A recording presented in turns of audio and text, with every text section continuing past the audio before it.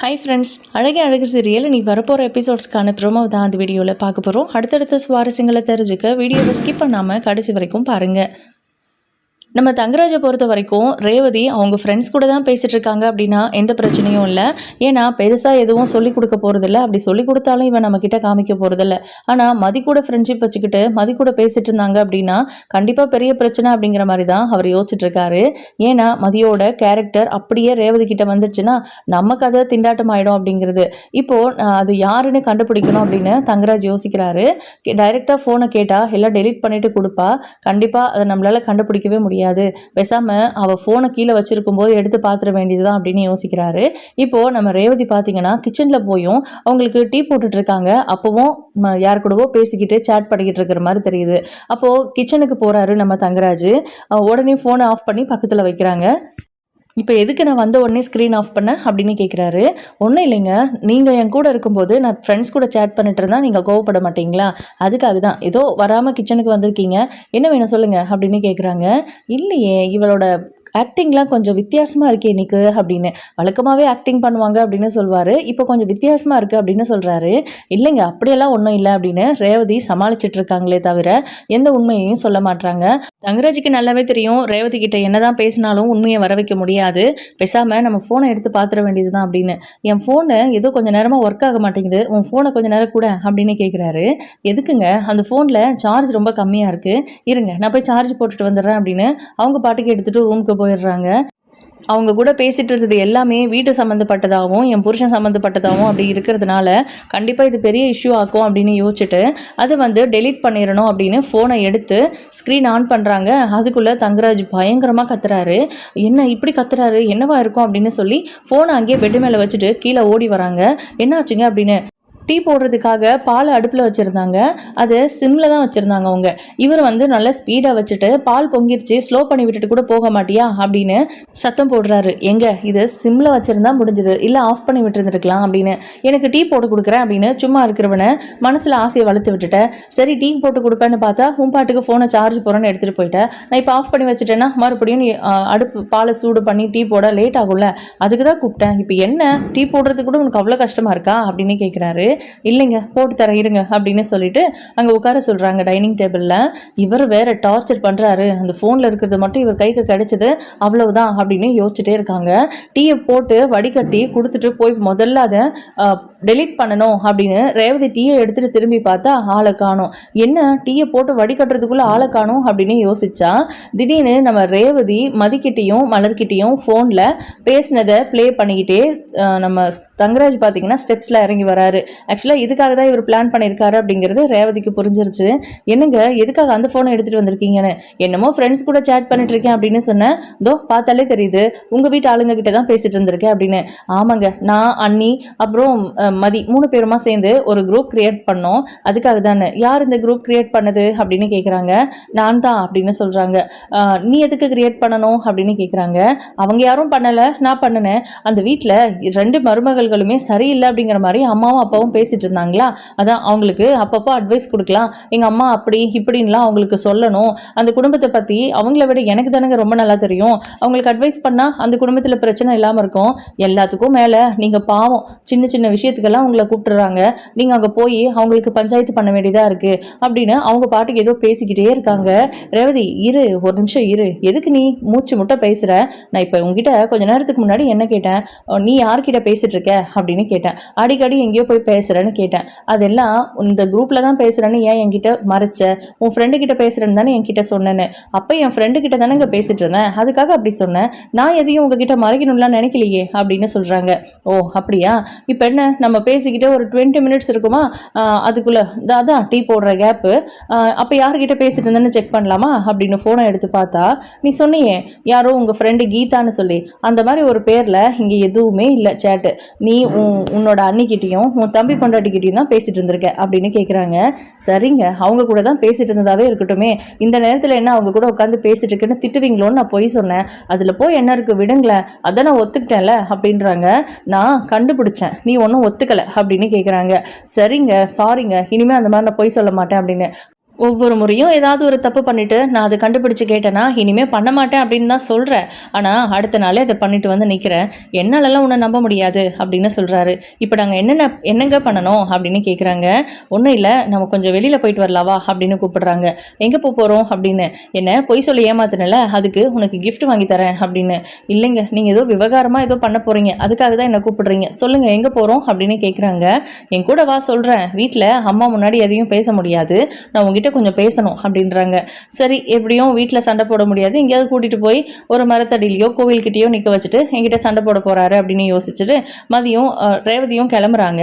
ஆனால் இவர் கொஞ்சம் கூட நம்ம ரேவதி கொஞ்சம் கூட எதிர்பார்க்கல. அவர் வந்து நேராக அவங்க வீட்டுக்கு போவாங்க அப்படின்னு.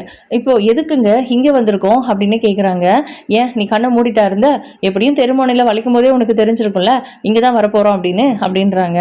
இல்லைங்க, நீங்கள் இந்த வழியாக வேற எங்கேயோ கூப்பிட்டு போகிறீங்கன்னு நினச்சேன், அம்மா வீட்டுக்கு தான் போகிறோன்னு சொல்லியிருந்தா நான் வேற மாதிரி வந்திருப்பேன்ல அப்படின்னு. வேற மாதிரினா உன் ஃபோனில் இருக்கிறதெல்லாம் டெலீட் பண்ணிட்டு வந்திருப்பியா அப்படின்னு கேட்குறாங்க. அப்போது இது எல்லாத்தையும் எல்லாருக்கிட்டையும் போட்டு காமிக்க போகிறீங்களா அப்படின்னு கேட்குறாங்க. ஆமாம், அப்படி தான் போட்டு காமிப்பேன். என்ன இப்போ, ஏன் என் அம்மா கிட்ட உன்னால் போட்டு கொடுக்க முடிஞ்சதில்ல, அந்த ஒரு விஷயம் தான் என் அம்மாவை பற்றி நான் பேசியிருப்பேன், அதையும் போட்டு கொடுத்துட்டேன், இதுக்கு மேலே என்னை போட்டு கொடுக்கறதுக்கு உங்ககிட்ட ஒன்றுமே இல்லை, இப்போ பாருடி உன்னை என்ன பண்ணுறேன்னு அப்படின்றாங்க. என்னை பற்றி போட்டு கொடுக்கறது கூட பிரச்சனை இல்லைங்க, அதில் மலரணியும் பேசியிருக்காங்க, மதியும் பேசியிருக்கா, மதி கூட எதுவும் பெருசாக பேசலை, மலரணியெல்லாம் அவங்க மனசில் இருக்கிறதெல்லாம் என்கிட்ட புலம்பியிருப்பாங்க. உங்களுக்கே தெரியும் எங்கள் அப்பா அம்மாலாம் எப்படி பேசுவாங்க சின்ன சின்ன விஷயத்துக்குன்னு. அன்னி பாவங்க, தயவு செஞ்சு இதோட விட்டுடலாம், நான் இனிமேல் அவங்க கூட பேசக்கூட மாட்டேங்க, அவங்கள இதோட விட்டுடுங்க ப்ளீஸுங்க அப்படின்னு கெஞ்சுறாங்க. ரேவதி, நான் ஒரு முடிவு எடுத்தேன்னா அதை நீ இல்லை யாராலையும் மாற்ற முடியாது, நான் இதை செய்ய தான் போகிறேன் அப்படின்றாரு. ப்ளீஸுங்க தயவு செஞ்சு விட்டுடுங்க, எனக்கு வேணா என்ன பனிஷ்மெண்ட் வேணா கொடுங்க, அவங்கள விட்டுடுங்க, பாவங்க, மதி கூட பரவாயில்ல சமாளிச்சுப்பா, அண்ணி எல்லாம் ரொம்ப பாவம், அண்ணியால் சத்தமாக பேசக்கூட முடியாது அப்பா அம்மா கிட்ட, அண்ணனும் அன்னிக்காக பேசாது, பாவம், ப்ளீஸுங்க அப்படின்னு கெஞ்சுறாங்க. உனக்கு இவ்வளோ பயம் இருக்குல்ல, அப்போது உன் அண்ணி பேசும்போது இப்படியெல்லாம் எதுக்கு என் அம்மா அப்பா பற்றி பேசுகிறீங்க அண்ணின்னு கேட்டிருக்கணும், என்னை பற்றி கூட தான் பேசி வச்சுருக்கீங்க, இது எல்லாத்தையும் நான் கேட்டுட்டேன், கேட்டதுக்கு அப்புறமும் நான் சும்மா இருந்தேன்னு வச்சுக்கோயேன், என்னை விட ஒரு முட்டாள் யாருமே இருக்க முடியாது, உன் தம்பியை கை நீட்டி அடிக்கிற அளவுக்கு மதிக்கு தைரியம் வந்துச்சு, அந்த தைரியத்தை எல்லாருமே வசதியாக பேசுகிறாங்க, முக்கியமாக மலரெல்லாம் பேசியிருக்கவே கூடாது, என்ன ஆம்பளை அடித்தா அமைதியாக இருக்கணுமா, அவன் அடித்தது தப்பு தானே, அதுக்கப்புறம் தானே இவ அடித்தான்னு எவ்வளோ தைரியம் இருந்தால் சொல்லியிருப்பா, அவளுக்கு கொஞ்சம் கூட உடம்புல பயம் இல்லை, பயம் இருந்திருந்தா மாமியார் மாமனரை பற்றி அவங்க பொண்ணுக்கிட்டே இப்படி பேசியிருப்பாளா அப்படின்றாங்க. நாங்கள் ஏதோ விளையாட்டா இந்த மாதிரி பேசிப்போங்க அடிக்கடி, அதெல்லாம் வேண்டாங்க விடுங்க அப்படின்னு. நீயுமே அவங்கள எதிர்த்து ஒரு வார்த்தை கூட சொல்லலைல்ல, எதுக்கு எங்கள் அம்மாவை பற்றி இப்படி பேசுகிறீங்க அப்பாவை பற்றி இப்படி பேசுகிறீங்கன்னு.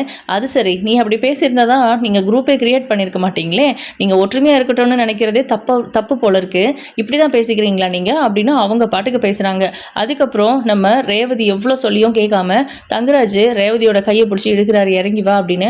நீ அப்புறம் அவங்க வரமாட்டாங்க, நீ வரலன்னா இங்கே இரு, எனக்கு தான் உன் ஃபோன் இருக்கே இதை கொடுத்தா போதும், நீ வந்து எப்படியும் உங்கள் அப்பா அம்மா முகத்தில் நீ முழிக்க முடியாது, அந்த அளவுக்கு அவங்க உன்னை பேசுவாங்க, பட் எனக்கு பிரச்சனை நீ கிடையாது, மதியும் மலரும் தான், அவங்க ரெண்டு பேரையும் அந்த வீட்டில் அடக்கி வைக்கணுங்கிறது தான் முக்கியமே அப்படின்னு. நீங்கள் ஏங்க அப்படி யோசிக்கிறீங்க, உங்கள் வீட்டில் இருக்காங்க அவங்க அப்படின்னு. அப்படியெல்லாம் நினைக்க முடியாதுல்ல, எங்கே மதியை பார்த்து மலர் கெட்டு போயிடுவாளோ அப்படின்னு உங்கள் அப்பாவும் அம்மாவும் என் மூஞ்சுக்கு முன்னாடி பேசியிருக்காங்க, அதுக்காக மதி பண்ணுறது கரெக்டு, நான் மதிக்கு சப்போர்ட் பண்ணுறேன் அப்படியெல்லாம் ஒன்றும் கிடையாது, நான் பார்த்து அந்த வீட்டுக்கு மருமகளாக கூப்பிட்டு வந்ததுதான் மதி, ஆனால் அவளை பார்த்து மலர் கெட்டு போகல, மலரே ஏற்கனவே இப்படி தான் இருக்கிறா, உங்கள் முன்னாடியெல்லாம் நடிச்சுக்கிட்டு இருக்கான்னு காமிக்கணும்ல. ஆனால் என்னதான் இருந்தாலும் பாக்கியராஜுக்கும் மலருக்கும் நமக்கெல்லாம் பிடிக்காம தான் கல்யாணம் நடந்துச்சு, ஆனால் ஒரு நாள் கூட மலர் இந்த மாதிரி நம்மக்கிட்ட நடந்துக்கிட்டதில்ல, பேசினதில்ல, அவள் ரொம்ப அமைதியான பொண்ணு அப்படின்லாம் சொன்னாங்க. அவள் என்னெல்லாம் பேசியிருக்காங்கிறத உங்கள் அப்பா அம்மா கேட்கட்டும், அப்போ தான் மலரோட சுயரூபம் என்னன்னு அவங்களுக்கு தெரியும், என்ன நடந்தாலும் நீங்கள் ரெண்டு பேரும் பேசிக்குவீங்க, ஆனால் உங்களை யாரும் கண்டுக்க மாட்டாங்கன்னு நினச்சிங்க, அதுக்கு தான் கடவுளாக பார்த்து உங்களை குரூப் கிரியேட் பண்ண வச்சுருக்காரு. இப்போது குரூப்பில் நீங்கள் பண்ணியிருக்கிற சேட் வச்சு எப்படியாவது எல்லாருக்கும் ப்ரூவ் பண்ணிட முடியும்ல, இதை விட்டால் எனக்கு வேறு வாய்ப்பு கிடைக்குமா அப்படின்னு. உங்கள் அப்பாவும் அம்மாவும் இனிமேல் மலர வசதியாக என்கிட்ட பேசவே கூடாது, அதுக்காக தான் இந்த பனிஷ்மெண்ட் அப்படின்னு சொல்லிட்டு நீ வரலனா இருந்துக்கோன்னு ஃபோனை எடுத்துக்கிட்டு உள்ளே போகிறாரு. அடடே மாப்பிள்ளை வாங்க, என்ன இவ்வளோ நேரத்துக்கு வந்திருக்கீங்க, நேற்று ஏதோ சம்பவம் நடந்துருச்சு அதையே நினச்சிட்டு இருந்தீங்களா, அதுக்காக தான் என்னமோ ஏதோன்னு பார்த்துட்டு போகலான்னு வந்தீங்களா, சுரேஷ் வந்திருந்தானா ஃபோன் பண்ணானா அப்படின்னு. மாமா ப்ளீஸ், நான் சுரேஷை பற்றியோ இல்லை நேற்று நடந்த சம்பவத்தை பற்றியோ பேசுகிறதுக்காக வரல, ஒரு முக்கியமான சம்பவத்தை பற்றி பேசுகிறதுக்காக வந்திருக்கேன் அப்படின்றாங்க. என்னாச்சு மாப்பிள்ள, மறுபடியும் எங்கள் பொண்ணு ஏதாவது எங்களை பற்றி தேவையில்லாமல் பேசினாலா அப்படின்னு. உங்கள் பொண்ணு பேசியிருந்தா பரவாயில்ல, நீங்கள் கொஞ்சம் கூட எதிர்பார்க்காத ஒரு ஆள் பேசியிருக்காங்க அப்படின்றாங்க. கையில் ரேவதியோட ஃபோன் இருக்கிறத மலர் பார்த்துட்டு, அச்சோ அப்போ நம்ம சேட் பண்ணதெல்லாம் இவருக்கு தெரிஞ்சிருச்சோ அப்படின்னு யோசிச்சுட்டு பயந்துட்டு இருக்காங்க நம்ம மலர். இப்போது அவர் ஃபோனை காமிச்சு, இது யாரோட ஃபோனுன்னு தெரியுதா மாமா அப்படின்னு கேட்குறாங்க. இது ரேவதியோட ஃபோன் போல இருக்கே அப்படின்னு. ஆமாம், உங்கள் பொண்ணு சும்மா இருக்காம அவங்க அண்ணன் பொண்டாட்டியையும் தம்பி பொண்டாட்டியையும் குரூப்பில் சேர்த்து 3 பேரும் ரெகுலராக சேட் பண்ணிட்டு இருக்காங்க. வீட்டு வேலையை ஒழுங்காக கவனிக்கிறதில்ல, பிள்ளைங்கள ஒழுங்காக கவனிக்கிறதில்ல, சமையலில் சின்ன சின்ன குறை வர ஆரம்பிச்சிருச்சு, எதையுமே பர்ஃபெக்டாக இருக்கிறதில்ல, ரொம்ப மோசமாக ஆயிட்டா. எப்போ பார்த்தாலும் ஃபோனு கையுமா இருந்தா. காலையில் கூட நான் கேட்டேன், யார் கூடமா எப்போ பார்த்தாலும் ஃபோனில் பேசிகிட்டு இருக்க, தனியாக போய் பேசுகிறேன், உன் பாட்டுக்கு சிரிக்கிறேன், யாருமான்னு கேட்டேன். அது என் ஃப்ரெண்டுங்க, அவள் பேர் கீதா. ரொம்ப நாளைக்கு அப்புறம் அவளுக்கு என்னோட நம்பர் கிடைச்சிது. ரொம்ப நாளைக்கு அப்புறம் பேசுறதுனால பழைய விஷயங்கள் எல்லாம் பேசி சிரிச்சுக்கிட்டு இருக்கிறோம் அப்படின்னு ரேவதி சொன்னா அப்படின்றாங்க. ஓ, வீட்டு வேலை எதையும் கவனிக்காம, பிள்ளைங்களை கவனிக்காம ஒரு பொறுப்பான பொண்ணு எப்போ பார்த்தாலும் ஃபோனை நோண்டிக்கிட்டு இருந்தா யாருக்காக இருந்தாலும் கோபம் வரத்தான் செய்யும். நீங்களே ஏதாவது பேசியிருக்கலாமே மாப்பிள்ள, நீங்களே அட்வைஸ் பண்ணியிருந்தா அவள் கேட்டுருந்துருப்பாளே. நாங்கள் ஏதாவது பிரச்சனைனாலே உங்களை தான் கூப்பிடுவோம், நீங்கள் ஒரு பிரச்சனை நீங்கள் வர்றது எனக்கு என்னமோ சரியாக படலை, நீங்களே அவளை பார்த்து தட்டி வைங்க மாப்பிள்ள அப்படின்னு சொல்கிறாரு. ஐயோ மாமா, நான் உங்ககிட்ட கம்ப்ளைண்ட் பண்ணவெல்லாம் வரல, நீங்கள் அப்படி நினச்சிட்டிங்களா? என் பொண்டாட்டியை எனக்கு அடக்க தெரியாமலாம் ஒன்றும் இல்லை, நான் என்ன சுரேஷா அப்படின்ட்டு மதியை திரும்பி பார்க்குறாங்க. மதி முறைக்கிறாங்க. இல்லை மாமா, நீங்கள் நினைக்கிற மாதிரி ஒன்றும் இல்லை, நான் ரேவதியை பற்றியெல்லாம் கம்ப்ளைண்ட் பண்ண வரல, இந்த வீட்டில் இருக்கிற ஒருத்தரை பற்றி கம்ப்ளைண்ட் பண்ண வந்திருக்கேன் அப்படின்னு சொல்கிறாங்க. என்ன மாப்பிள்ள, நீங்கள் எதேதோ சொல்கிறீங்க, எனக்கு ஒன்றும் புரியலை. இப்போ தான் ரேவதி அப்படி பண்ணுறா இப்படி பண்ணுறா, வீட்டில் கவனமாக இல்லை அப்படின்னு சொன்னீங்க, அவளை நீங்களே கண்டிச்சிக்கிறேன் அப்படின்னும் சொல்லிட்டீங்க, ரேவதியோட ஃபோனை கையில் எடுத்துகிட்டு வந்திருக்கீங்க, ஏதாவது பேசக்கூடாததை அவங்க ஃப்ரெண்டுக்கிட்ட பேசியிருக்காளா அப்படின்னு கேட்குறாரு. இல்லை மாமா, அதை நீங்களே கேட்டு பாருங்கள், அப்போ தான் உங்களுக்கு விஷயமே புரியும் அப்படின்னு சொல்லிட்டு அதை ப்ளே பண்ணி காமிக்கிறாங்க. ஒரு சேட் கேட்டதுக்கே பயங்கரமாக ஷாக் ஆகுறாங்க நம்ம மலரும் மதியும். ஏன்னா இன்னும் என்னெல்லாம் பேசியிருக்கிறோமே அப்படிங்கிற மாதிரி. அதே மாதிரி ராகவனுக்கும் லக்ஷ்மிக்குமே என்னடா இது, இவங்க 2 பேர்கிட்ட பேசிட்டு இருக்கா ரேவதி, இது அவங்க ஃப்ரெண்டு கிட்ட பேசினான்னு சொல்கிறாரே மாப்பிள்ளை அப்படிங்கிற மாதிரியும், இவங்க இப்படியெல்லாம் பேசியிருக்காங்களே அப்படிங்கிற மாதிரியும் ஷாக் ஆகுது. என்ன மாப்பிள்ளை, ஃப்ரெண்டு கிட்ட பேசுகிறான்னு சொன்னீங்க, என்னமோ மலர்கிட்டையும் மதிக்கிட்டையும் பேசியிருக்கா, நம்ம வீட்டு விஷயத்தை பற்றி பேசியிருக்கிறாங்க 3 பேரும், என்ன மாப்பிள்ளை இதெல்லாம் அப்படின்னு கேட்குறாங்க. இன்னுமா மாமா புரியல உங்களுக்கு, அவள் ஃப்ரெண்டு கிட்ட பேசிட்டு இருக்கேன் அப்படின்னு என்கிட்ட போய் சொல்லிட்டு இங்கே இந்த வீட்டில் இருக்கிற 2 பேர் கூடவும் ஃபோனில் சேட் பண்ணிட்டு இருந்திருக்கா. அதை என்கிட்ட சொன்னால் எங்கே இந்த மாதிரி எடுத்துகிட்டு வந்து ஏதாவது பண்ணிடுவேணும்னு பயந்துட்டு என்கிட்ட சொல்லாமல் மெயின்டைன் பண்ணிட்டு இருந்தா. இன்னைக்கு அதை நான் கண்டுபிடிச்சிட்டேன். சும்மாவா சொன்னாங்க பழமொழி, பல நாள் திருடன் ஒரு நாள் சிக்கிடுவான் அப்படின்னு. அந்த மாதிரி தான் இன்னைக்கு உங்கள் பொண்ணு சிக்கிட்டா. இப்போ கூட உங்களை ஃபேஸ் பண்ண தைரியம் இல்லாமல் காரில் தான் உட்காந்துட்டு இருக்கா.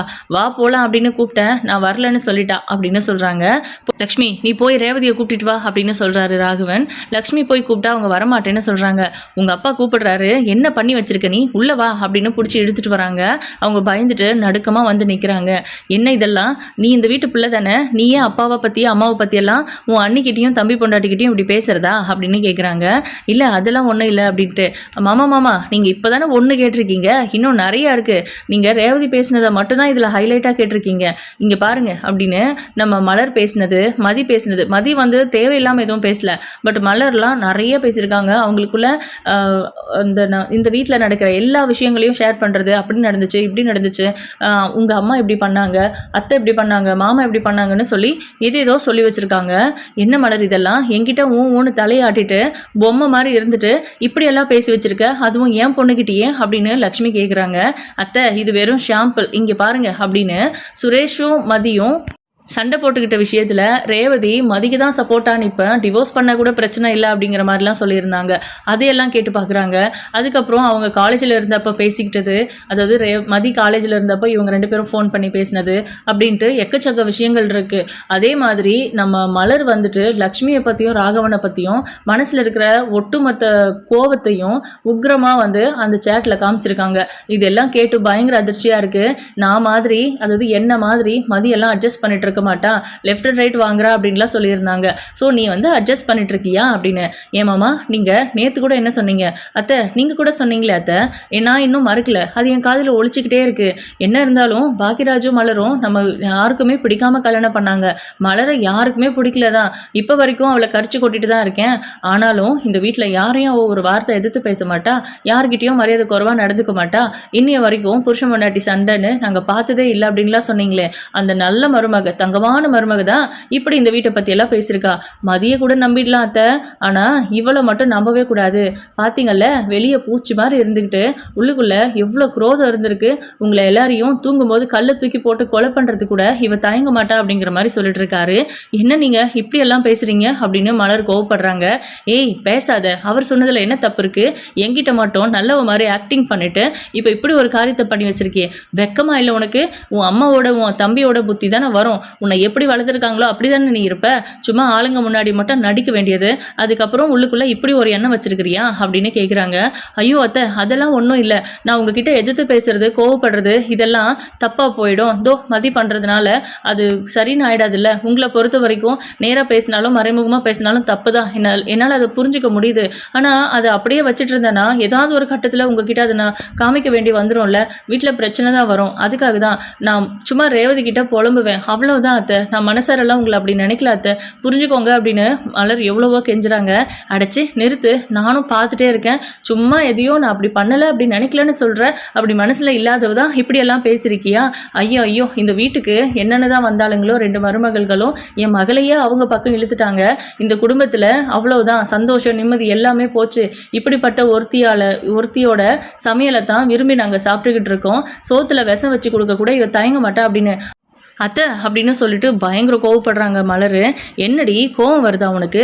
என் பிள்ளைய கைக்குள்ளே போட்டுக்கிட்டு என் மகளையும் கைக்குள்ளே போட்டுக்கிட்டு என்ன திட்டத்தோடு இந்த வீட்டில் இருக்கிற? எப்படியாவது ஸ்ருதியை உன் தம்பிக்கு கல்யாணம் பண்ணி வச்சு அவளையும் இங்கேருந்து உங்கள் வீட்டுக்கு கூட்டிகிட்டு போயிட்டு ஒட்டு மொத்தத்தையும் நீ ஆளலான்னு பார்க்குறியா அப்படின்னு கேட்குறாங்க. இப்படியெல்லாம் நான் யோசிக்க கூட இல்லை, தேவையில்லாமல் பேசுகிறீங்க. நான் ஃபோனில் பேசினதெல்லாம் அப்புறம் நேரில் பேச வேண்டியிருக்கும். நீங்கள் பண்ணுறதெல்லாம் இல்லைன்னு ஆகிடுமா? ஏதோ என் ஆதங்கத்தை என் அம்மா கிட்ட சொல்கிறேன்னா, உங்கள் பொண்ணுக்கிட்ட தானே சொல்கிறேன். நல்லது கெட்டது எதுவாக இருந்தாலும் உங்களை நான் தானே நல்லா பார்த்துக்கிறேன். அதெல்லாம் உங்களுக்கு தெரியாதா? ஒரு நாள் நான் எங்கேயாவது வெளியூர் போயிட்டா கூட என்னை நிம்மதியாக விடுறீங்களா? திரும்ப எப்படா வருவேன்னு வேலையெல்லாம் ரெடியாக தானே வச்சுருக்கீங்க. நான் கொடைக்கானல் போனப்போவா இருக்கட்டும், ஒரு கோயிலுக்கு போனப்போ கூட எப்போ வந்து அடுத்த வேலையை செய்வேன்னு தான் எதிர்பார்த்துட்ருக்கீங்க. எல்லா வேலையும் மாடு மாதிரி செஞ்சாலும் எனக்கு திட்டு வாங்குறதுக்கு மட்டும் பஞ்சமே இருக்கிறதில்ல. இப்படி இருந்துட்டோம் ஏன் அத்தை என்னை இப்படி கரிச்சு கொட்டுறீங்க? ஏதோ தெரியாமல் பேசிட்டேன், விடலாம்ல, அது ஒன்றுமே இல்லை, அது சாதாரண விஷயம்தான் அப்படின்னு. எதுமா சாதாரண விஷயம் உனக்கு? மதியம் எல்லாரும் இந்த வீட்டில் அப்படி பேசினாங்க அப்படின்னு. இங்கே பாருங்க, நீங்கள் ஒன்றும் எனக்கு சப்போர்ட் பண்ண தேவையில்லை. அவங்க பேசினது நான் பேசினது எல்லாம் ஒன்று தான். என்ன, நான் நேரடியாக அவங்க கிட்ட பேசிட்டேன். இவங்க மனசுக்குள்ளே வச்சு பேசுகிறாங்க. பட் அவங்க அளவுக்கெல்லாம் வீட்டில் எல்லா வேலையும் இழுத்து போட்டு செஞ்சு அட்ஜஸ்ட் பண்ண என்னால் முடியாது. எங்கள் அப்பா அம்மா கிட்ட நான் சொல்லவே செஞ்சேன். மலர் வந்து வீட்டில் எல்லாத்தையும் அட்ஜஸ்ட் பண்ணிட்டு இருக்காங்க, அவங்களையே யாருக்கும் பிடிக்கிறதில்ல, நான் அதை விட அட்ஜஸ்ட் பண்ணி போகிற அளவுக்கெல்லாம் என்னால் முடியவே முடியாதுன்னு சொல்லியிருந்தேன். அந்த மாதிரி தான் இப்போ நடக்கிற விஷயமும் இருக்குது. என்னதான் உங்களுக்கு பார்த்து எல்லாத்தையும் பண்ணாலும் இப்படி தான் பேசுவீங்கல்ல அப்படின்னு. என் பாத்தியாடி கண்டவெல்லாம் எப்படியெல்லாம் பேசுகிறாண்டு, எவ்வளோ திமிர் இருந்தால் நீ இப்படியெல்லாம் பேசியிருப்ப. நீ எல்லாம் என் மகன் கூட வாழ்கிறதுக்கு தகுதியே இல்லாதவ. மரியாதையாக இந்த நிமிஷமே இங்கேருந்து வெளியே போ அப்படின்னு. நான் போயிட்டா உங்களால் தனியாக சர்வே பண்ண முடியுமா அத்தை? என்னமோ உங்கள் இஷ்டத்துக்கு வெளியே போன்னு சொல்கிறீங்க. என்ன, எனக்குன்னு சுயமரியாதை இல்லைன்னே முடிவு பண்ணிட்டீங்களா? எல்லாரும் நம்ம வீட்டு ஆளுங்க, நம்ம குடும்பம்னு சொல்லி தான் அட்ஜஸ்ட் பண்ணிட்டு போயிட்டுருக்கேன். இதை நான் எத்தனை முறை தான் சொல்கிறது அப்படின்றாங்க. அவ்வளோ அட்ஜஸ்ட் பண்ணியெல்லாம் நீ ஒன்றும் இங்கே இருக்க வேண்டாமா, நீ கிளம்பு உங்கள் அம்மா வீட்டுக்கு, நீ போய் உன் வாழ்க்கையை பார்த்துக்க அப்படின்னு தங்கராஜ் சொல்கிறாரு. அவர் மேலே இருக்கிற கோபம் நம்ம லக்ஷ்மி வந்து பிடிச்சி தள்ளி விடுறதுக்காக கையை வைக்கிறாங்க. கையை கெட்டியமாக பிடிச்சிடுறாங்க. அவங்க உதறி விட்டுட்டு அடிக்கிறதுக்கு ஓங்குறாங்க. எவ்வளோ திமிரு இருந்தால் ஏன் கையவே பிடிப்ப அப்படின்னு அந்த கையை மறுபடியும் கெட்டியமாக பிடிச்சிக்கிறாங்க. இங்கே பாருங்க அத்தை, இதுக்கு முன்னாடி வரைக்கும் நீங்கள் எவ்வளவோ பேசியிருக்கீங்க, எல்லாத்தையும் பொறுத்து போயிருக்கேன். மேலே கை வைக்கிற வேலையெல்லாம் வேண்டாம். மதி சொன்னதே தான் நானும் சொல்கிறேன். நானா யாரோட பிரச்சனைக்கும் போகலை, யாருக்கிட்டையும் கை நீட்டலை. ஆனால் என்ன அடிக்கணும்னு நீ யாராவது நினச்சிங்க இந்த வீட்டில் அப்படின்னா அதுவும் எந்த தப்பும் இல்லாமல் அதுக்காக நான் அமைதியெல்லாம் இருக்க மாட்டேன். நானும் என்ன பண்ணணுமோ பண்ணிடுவேன் அப்படின்னு. என்னடி அவளை மாதிரி திருப்பி அடிப்பியா அப்படின்னு கேட்குறாங்க. திருப்பி அடித்தா என்னோடதாயிடும் தப்பு, அதனால என்ன பண்ணணுமோ அதை கண்டிப்பாக பண்ணுவேன் அப்படின்னு. புரியுதுங்களா அத்தை? போலீஸ் ஸ்டேஷன் போவேன்னு சொல்லாமல் சொல்கிறா அப்படின்னு. ஏன் போகாமல் நானும் மதியம் இந்த வீட்டில் நடக்கிற கொடுமைகளை போலீஸ் ஸ்டேஷனில் போய் சொன்னோம்னா என்ன நடக்கும்னு தெரியுமா? நான் இன்னொன்றும் சொல்கிறேன். ரேவதி என்னமோ அந்த வீட்டில் ரொம்ப சந்தோஷமாக இருக்கான்னு நீங்கள் நீங்கள் நினச்சிட்டு இருக்கீங்களா அத்தை? அப்படியெல்லாம் எதுவும் இல்லை. ரேவதிக்கும் அந்த வீட்டில் நிறைய பிரச்சனை இருந்திருக்கு. இன்னும் 2-3 சேட்லாம் இருக்குது. அதெல்லாம் அண்ணன் கேட்டிருக்க மாட்டார் பாவம். கொடுங்க நான் ப்ளே பண்ணுறேன் அப்படின்னு தங்கராஜ் பண்ணுறது எல்லாத்தையும் ரேவதி சொல்லியிருப்பாங்கல்ல இவங்க 2 பேர்கிட்ட, அதை வந்து ப்ளே பண்ணுறாங்க. அதை கேட்டு நம்ம லக்ஷ்மியும் ராகவனும் ஷாக் ஆகுறாங்க. என்ன ரேவதி இதெல்லாம் அப்படின்னு. நடக்கிறது தானே சொல்கிறேன், அவர் அப்படி தான் என்கிட்ட நடந்துக்கிறாரு. சின்ன சின்ன விஷயத்துக்கு கோவப்படுறது, திட்டுறது, அடிக்கிறது, இங்கே வந்து அத்தை மாமானு உருகிறது. ஆனால் அங்கே போனதுக்கப்புறம் உங்கள் வீட்டு ஆளுங்களால் ஒரு நாள் கூட நான் பிரச்சனையை போய் சால்வ் பண்ணலன்னா இருக்க முடியாதா? சின்ன சின்ன பிரச்சனையை கூட அவங்களால சால்வ் பண்ணிக்க முடியாதா அப்படின்னு கேட்பாரு. ஆனால் இங்கே வந்து அவர் தான் இந்த குடும்பத்தையே தாங்குற மாதிரி நடிப்பார். இதையெல்லாம் நம்ப முடியுது உங்களால். ஆனால் எல்லாத்தையும் பொறுத்துக்கிட்டு நல்ல விதமாக போயிட்டுருக்கிற பொம்பளைங்களை உங்களால் ஏற்றுக்கவே முடியாது. எப்போவுமே ஆணாதிக்கம் அப்படிங்கிறது அது கூட ஒரு பொம்பளையும் சேர்ந்துட்டா முடிஞ்சது. அப்படிதாம்மா இந்த வீட்டில் நடந்துட்டுருக்கு. அப்பா, என் புருஷன், சுரேஷ் எல்லாம் பேசுகிறாங்கன்னா கூட அது ஆணாதிக்கம்னு எடுத்துக்கலாம். ஆனால் அவங்களுக்கு சப்போர்ட் பண்ணி நீயும் பேசுகிற இல்லைம்மா, இதெல்லாம் எந்த லிஸ்ட்டில் வைக்கிறதுன்னு தெரியல.